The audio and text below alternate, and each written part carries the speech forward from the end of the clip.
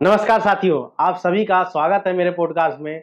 आप सुन रहे हैं सियासत की बात संजीव के साथ, जहां हम मिलते हैं उन नेताओं से जो नीति, नियम, नई सोच से देश को एक नई दिशा देने का काम करते हैं। आज हमारे पॉडकास्ट में उपस्थित है बिहार के राजनीति का एक प्रमुख चेहरा, भारतीय जनता पार्टी का वरिष्ठ नेता, बिहार के पूर्व सांसद श्री वीरेंद्र कुमार चौधरी जी। इन्होंने न केवल अपने क्षेत्र में विकास में महत्वपूर्ण योगदान दिया है, बल्कि देश की राजनीति में भी अपनी एक विशेष पहचान बनाई है। आइए जानते हैं उनकी राजनीति यात्रा, चुनावी तजुर्बा और बिहार को विकास को लेकर उनकी क्या सोच है। सर, स्वागत है आपका मेरे पॉडकास्ट में, देशवाणी संवाद में। धन्यवाद सर, सबसे पहले हम जानना चाहेंगे आपके जीवन की प्रारंभिक कहानी क्या रही और आप राजनीति में कैसे आए। जब हम 9th क्लास में पढ़ रहे थे उस समय में सोशलिस्ट पार्टी और कांग्रेस पार्टी, दो ही पार्टी की अधिकतर पूरे देश में चल रहा था। तीसरा फ्रंट था कम्युनिस्ट पार्टी, लेकिन कांग्रेसियों का राज था। कांग्रेसियों के अत्याचार से हम लोग समाजवादी नेता के रूप में, समाजवादी पार्टी, सोशलिस्ट पार्टी के रूप में, जो डॉक्टर लोहिया जननायक कर्पूरी ठाकुर की देन है, उनके सानिध्य में रह करके राजनीतिक जीवन की शुरुआत की। और राजनीतिक जीवन 1975 में जेपी आंदोलन में हम राजनीतिक में आए और तब से लगातार जनता की सेवा और जनता के बीच में जनता की सेवा करते रहे हैं। कभी कहीं किसी से कोई प्रकार का उपराग मेरे ऊपर में नहीं है। जो कोई भी मेरे सामने आया, जिस काम से लिए, उनको मैं मदद करता रहा। तो सर, आप बात करते हैं बीजेपी से आपका संबंध कैसे बना और इस पार्टी को कौन सी बातें आपको प्रभावित करती है। दरअसल में मैं 14 साल लगातार 1996 से लेकर 2010 तक समता पार्टी जनता दल यू का जिला अध्यक्ष मधुबनी रहा। और जिला अध्यक्ष रहने के नाते नीतीश कुमार जी ने हमको 2000 में विधानसभा का चुनाव लड़ाया। हम 23,000 वोट ला करके चुनाव हार गए। फिर 2004 में नीतीश जी ने हमें विधान परिषद का सदस्य बनाया और विधान परिषद के सदस्य के रूप में मुख्य सचेतक, उप मुख्य सचेतक, क्या कहते हैं, बिहार विधान परिषद के उपसभापति हम बने। असली राजनीतिक जीवन की शुरुआत हमारी वहीं से है, विधान परिषद से है, नीतीश कुमार के माध्यम से। तो सर, आप बात करते हैं, जब आप सांसद बने तो पहले दिन आपको कैसा महसूस हुआ। सांसद बनने के बाद जब हम दिल्ली आए और संसद भवन गए तो मुझे लगा कि मेरे जीवन का सबसे स्वर्णिम दिन आज का है, जो हम देश के महापंचायत में आकर के भाग ले रहे हैं। वह सबसे मेरा स्वर्णिम दिन था। संसद के रूप में सर, आपको कौन सी ऐसी बातें हैं जो यादगार रहा। देखिए, मैं सदा जनता के बीच से आया हूँ, जनता के समस्याओं से जुड़ा रहता था। मैंने 2-3 काम, 4 काम जो किया, जो सदा यादगार रहेगा। एक बहुत पुराना 20 साल से लंबित पड़ी हुई थी रेल की योजना, सकरी से झंझारपुर, सकरी से निर्मली और झंझारपुर से लोखा। इस रेल लाइन के लिए हमने आदरणीय रेल मंत्री से मिलकर के मीटिंग की और मीटिंग करने के बाद 200 करोड़ रुपया की मैंने उसमें दिला करके आज वह निर्मली से सकरी और झंझारपुर से लोखा रेल लाइन चालू है। लोग उस पर में सफ़र कर रहे हैं। तो 20 साल तक वहाँ की जनता को कठिन समस्याओं का सामना करना पड़ा। यह यादगार की दिन है। दूसरा है NH 104, जो सीतामढ़ी के बिट्ठा मोड़ से लेके फुलपरास के नरैया तक जाती है। वो हमने आदरणीय नितिन गडकरी से मिलकर के उसका सैंक्शन करवाए। आज बन करके वो तैयार है, लोग उस पर मत चल रहे हैं। सर, आप बात करते हैं बिहार की राजनीति पे, वहाँ की डिस्ट्रिक्ट पे थोड़ा नजर डाल रहे हैं। आपके नज़र में आज का बिहार किस दिशा की ओर जा रहा है। ठीक, बिहार की स्थिति में सबसे पहले जातिगत से भरा हुआ है बिहार की राजनीति। सभी लोग जातिगत, कोई जातिगत से ऊपर उठ करके राजनीति नहीं कर रहे हैं। इसमें मैं सबसे अच्छे लीडर के रूप में आदरणीय नीतीश कुमार जी को मानता हूं। नीतीश कुमार जी जब 2005 से लेकर 2015 तक 10 साल का जो उसका समय रहा, वह स्वर्णिम समय रहा। बिहार में भूतो न भविष्यते, कोई इतना न काम किया था न किसी से इतना हो सकता है। बिहार में एक तरह से परिवर्तन ला दिया। बिहार बदनाम बिहार को वह एक खुशहाल बिहार बना दिया। सारे देश के सामने में बिहार की प्रतिष्ठा जो धूमिल थी, लोग आदर सत्कार करने लगे बिहार को, ऐसा बिहार उन्होंने बनाया। बिहार के यूथ के लिए आप क्या संदेश देना चाहेंगे? क्या लगता है बिहार की सबसे बड़ी समस्या आज क्या है, उसका समाधान क्या हो सकता है? बिहार की यूथ की सबसे बड़ी समस्या है बेरोजगारी। बेरोजगारी के सामने में एनडीए सरकार में नीतीश जी ने इस साल में 12 लाख लोगों को नौकरी दी है, और आने वाले समय में हम उम्मीद करते हैं जिस तरह से बिहार सरकार और उनके उद्योग मंत्री सभी देश के दूसरे राज्यों से संपर्क करके उद्योग लगाने के लिए भरसक प्रयास कर रहे हैं। यदि उद्योग लग जाता है, लगेगा ही, निश्चित रूप से लगेगा, तो देश के लाखों यानी राज्य के लाखों नौजवानों को रोजगार भी मिलेगी और नौकरी भी मिलेगी। तो सर ये बताइए, आप नीतीश कुमार की राजनीति का सफर कैसे देखते हैं? उनका बार बार पक्ष बदलना उनकी मजबूरी थी या उनकी रणनीति थी? नीतीश कुमार का बार बार पासा बदलना उनकी रणनीति थी, मजबूरी नहीं थी। वो रणनीति के कारण अपना पासा बदलते रहे। क्या लगता है सर, नीतीश कुमार के पास जन समर्थन पहले जैसा है या उसमें कुछ कमी आई है? देखिए, अभी आज की तारीख में नीतीश कुमार ने जितना 1 महीना के अंदर में योजनाएं जनता के लिए समर्पित किया है, उस योजना के माध्यम से यदि देखा जाए तो लगता है कि नीतीश कुमार का समर्थन पुनः जनता आशीर्वाद देगी और नीतीश कुमार फिर सफल होंगे। अच्छा, उनका डेवलपमेंट मॉडल आज भी रेलिवेंट है या कुछ कम हुआ है? डेवलपमेंट आज भी है, आज भी वो डेवलपमेंट की तरफ काम कर ही रहे हैं, कभी पीछे नहीं हटे हैं। अच्छा, 2025 का विधानसभा चुनाव है, उसमें क्या लगता है नीतीश कुमार फिर से सीएम बनेंगे या? नीतीश कुमार आरजेडी हो या बीजेपी हो, सभी का मजबूरी है। नीतीश कुमार ऐसे शख्स हैं और ऐसे पॉलिटिशियन हैं जो उनके बिना न आरजेडी सरकार बना सकते हैं न बीजेपी सरकार बना सकते हैं। तो ये इस मजबूरी का लाभ नीतीश कुमार को मिलता रहेगा। अब बात करते हैं तेजस्वी यादव के बारे में थोड़ा। आप तेजस्वी यादव की लीडरशिप को कैसे देखते हैं? देखिए, युवा चेहरा है, लेकिन युवा चेहरा को जितना चमकना चाहिए वो चमकदार स्थिति उसमें नहीं है। पिता के नाम पर में राजनीति किए हैं, पिता के नाम पर में देश भर के लोग उसको जाने हैं, लेकिन उनका अपना व्यक्तिगत जो चरित्र है वो व्यक्तिगत चरित्र राजनीति का नहीं है। राजनीतिक में वो बहुत ज़्यादा सफलता प्राप्त नहीं कर सकते हैं। सीट आ सकता है, जातपात की राजनीति मैंने पहले ही कहा है, तो वहाँ एमवाई की जो समीकरण है वो 99% तेजस्वी यादव के साथ है। इसीलिए सीट तो कुछ आ सकता है, लेकिन वो सफल राजनीतिक नहीं हो सकते। आपके अनुभव से यूथ जो है तेजस्वी को सपोर्ट करते हैं, और ग्राउंड जो रिपोर्ट है उनके मुताबिक रियलिटी क्या है सर? 50%। 50%। क्या लगता है कि 2025 की विधानसभा चुनाव तेजस्वी रियल चैलेंजर होंगे बीजेपी जेडीयू अलायंस के लिए? निश्चित रूप से। तो सर आप बात करते हैं कॉर्पोरेट बिहार विधानसभा की स्ट्रेटजी क्या होती है?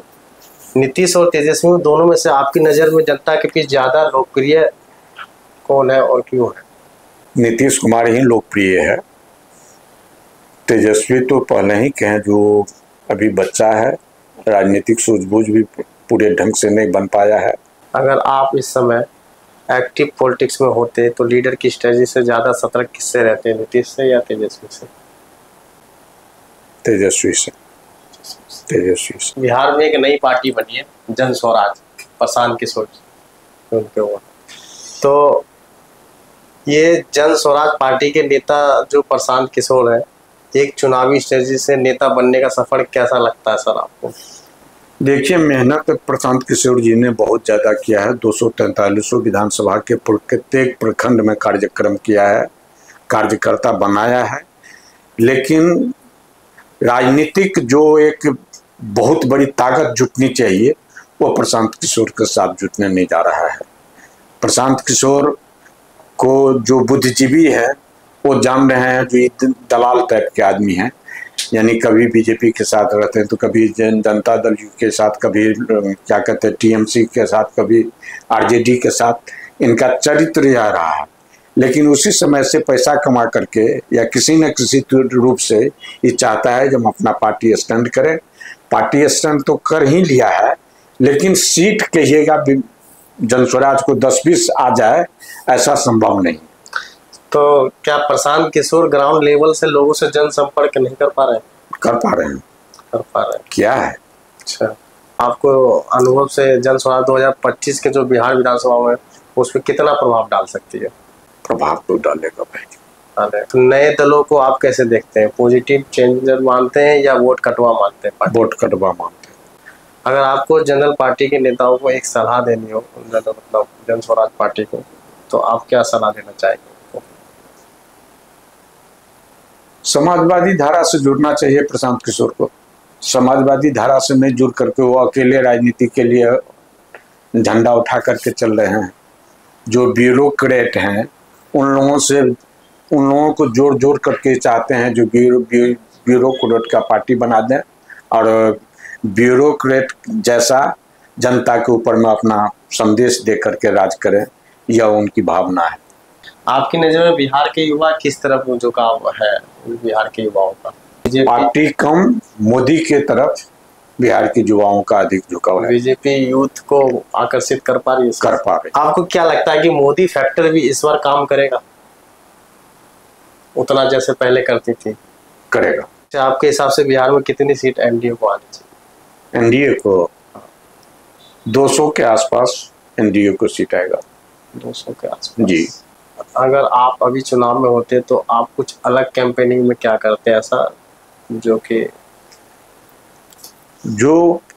मोदी जी और जो नीतीश जी ने राज्य के लिए और देश के लिए किया है उसकी चर्चा करते फील्ड में, जनता के बीच में वह बात रखते।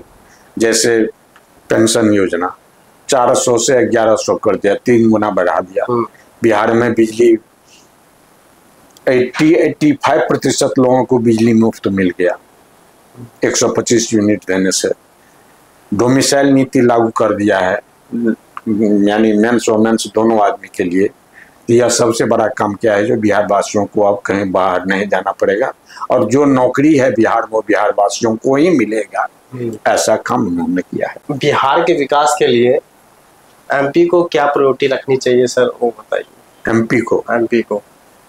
एमपी को भारत सरकार से मिल करके, भारत सरकार के मंत्रियों से मिल करके बिहार की योजनाएं, बिहार की उद्योग, बिहार की जो जल की समस्या है, स्वास्थ्य की समस्या है, इन सब विषयों को लेकर के प्रधानमंत्री से या विभागीय मंत्री से मिल करके योजना बिहार में ले जाना चाहिए।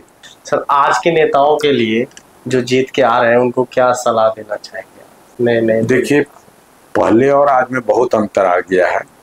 पहले राजनीतिक होता था जनता की सेवा करने के लिए, आज के तारीख में राजनीतिक होता है अपनी सेवा के लिए। पहले अपना पेट भर लें, तब यदि कुछ बरतरा है तो दूसरे के सेवा में लगाएंगे। आज की परिस्थिति में यही राजनीतिक का हालचाल। सर, आपकी नजर में बीजेपी की सबसे बड़ी ताकत क्या है? मोदी। एक नाम। आप राष्ट्रीय राजनीति में जो बदलाव आ रहे हैं उन पर आपकी क्या दृष्टि हो? देखिए, मैं धन्यवाद देना चाहता हूं आदरणीय नरेंद्र भाई मोदी जी को, जिन्होंने इतने कम समय में पूरी दुनिया में हिंदुस्तान का नाम रोशन किया है। हिंदुस्तान को गरीबी से निकाल करके एक समग्र और समेकित देश को बनाया है। तो आप अपने जीवन के किसी पर्सनल स्ट्रगल या इंस्पिरेशन के बारे में बताएं जहां आपको लगा हो कि बहुत मेहनत है यहाँ पे। और मेहनत तो राजनीति में भी है, लेकिन हम जब छात्र जीवन में थे, पढ़ते थे, तो उस समय से लग रहा था जो जनता के लिए कुछ करना चाहिए। तो मैं एक एग्जाम्पल देता हूँ। पहले गांव घर में लोग पैसे ऋण के रूप में लोगों को देते थे इंटरेस्ट पर में। वो कैसा इंटरेस्ट? तो 10 रुपये सैकड़ा, 5 रुपये सैकड़ा। मेरे परिवार में भी ऐसा होता था। जब हम बीए पास किए थे 1974 में, तो मेरे सामने में एक महिला आई वो पैसा देने के लिए। हमने उससे पूछ बैठा क्या काम है तुमको? तो उन्होंने बतलाया जो मालकानी से हम पैसा लिए थे वो देने के लिए आए। कितना पैसा लिए थे? तो 200 रुपया। कितना मांग रहा है? तो 600 रुपया। कल कितना दिन हुआ है? तो 3 साल। बोले मत दो उतना पैसा। 200 रुपया का ब्याज 3 साल में 600 नहीं हो सकता है।